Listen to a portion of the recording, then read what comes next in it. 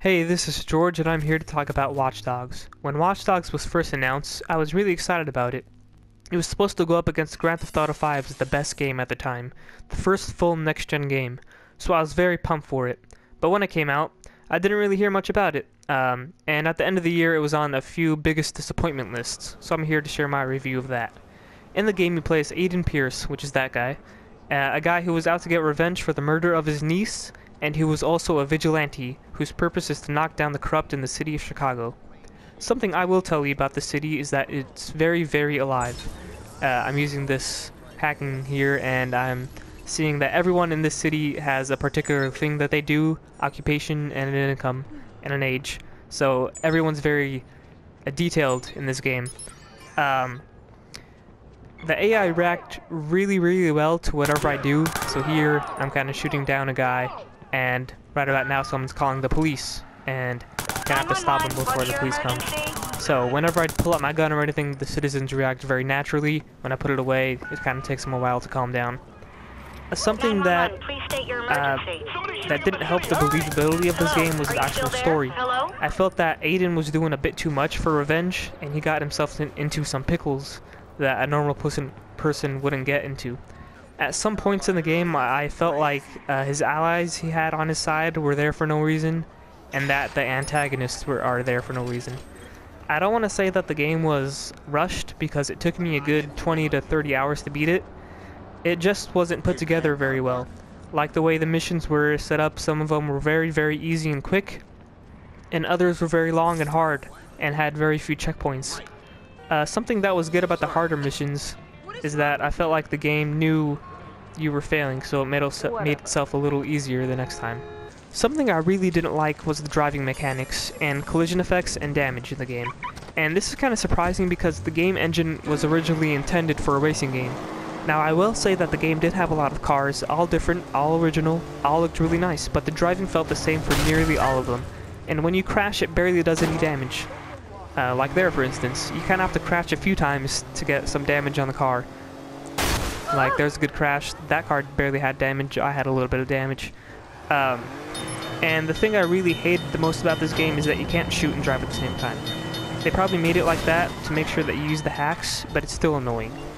And this leads me to my next topic, hacking. Hacking was used for all sorts of things in the game, and probably the number one thing that made it stand out from other games. You mainly use hacks to get out of trouble, or when you're trying to be stealthy. You unlock them by getting different skill points. The points can be used for other things, like, so for instance, here's the hacking. There's combat, crafted items, which are like the blackouts that you can use, jam comms, frag grenades, IEDs, and also driving skills, which I didn't really use a lot because the driving didn't really matter in this game. If you're really, really patient, you can probably get through this game without shooting too many people, but that'd probably be no fun. The weapons and devices in the game are actually pretty good. There you got your shotguns, different rifles, up top you got some pistols, and snipers. And on the sides you got different devices that you can use. You got IEDs that you can craft, let's see, you got CTOS scan that you can look around the city more, you got frag grenades, and all the devices I actually really like because you had to go and find the stuff to make them. There's an example of a grenade.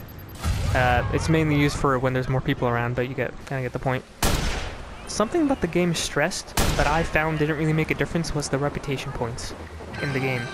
If you were bad and killed civilians, you lost points. If you didn't kill any during a mission, you gained some points. But I found that this thing never really affected me outside of the mission.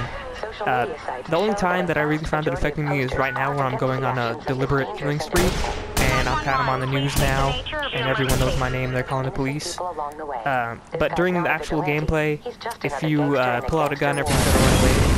But after that, no one's gonna really recognize you unless you pull out the gun again. Moving on from the main story of the game, you have the side missions. Too many side missions, actually. You have races, gang hideouts, many stuff like poker and stuff like that you can spend money at, gambling, and I found this was a bit too much for me. I don't really do side missions. Look at all this stuff you have. Side missions right here, convoys, fixed contracts, collectibles, mini games. Too much. The thing I really liked the most was the online stuff.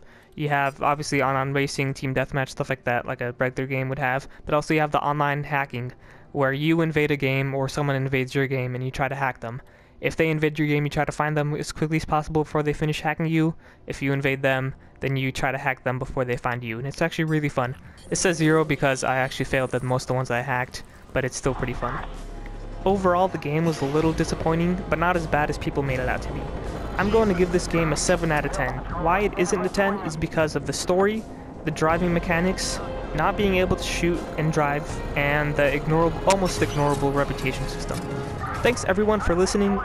Please like, comment, and subscribe, and be sure to look out for my next video, which I will be telling you my top 10 games to look out for in 2015 on PS4, because that's what I own.